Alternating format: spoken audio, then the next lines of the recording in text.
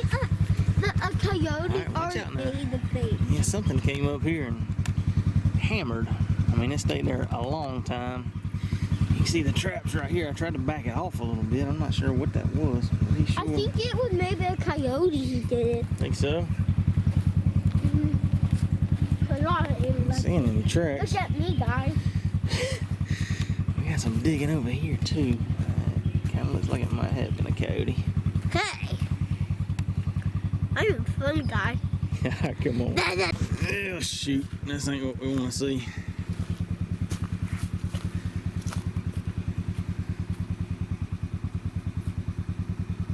I had something here for a minute.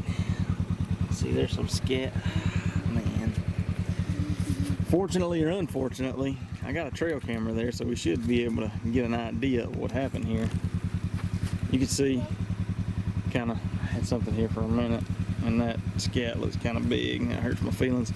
This was a big dirt hole set that I've been trying to, because with all the rain, I've been trying to combat the rain by kind of, it's an undercut road bank here, and so I kind of did the hole almost straight in, just to try to minimize the amount of water that it holds. Maybe we'll see if that works, but that's how I did most of my dirt holes. Try to keep them working through all the rain.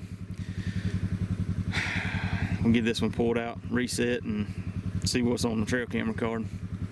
I knew I saw an animal because I saw the black and gray. And then when I was here, I just saw it. Finally got us a coon in the dog proof, huh? Been a slower morning than I'd expected. We never got nothing, but finally. Finally. But not. We got another animal, old grinner. A nice high and dry grinner. Spanned pan catch. Dog. This was actually a flat set. I had a staked, you can kind of see it there, in a little grass clump. I had a staked beaver tail. Just trying to, again, keep everything working through the rain. Yep. Here we go. Possum number 2 for the day. This is where we had the coon 2 days ago. Another possum. All right, let's get him down. We got a lot more traps to check, or some more anyway.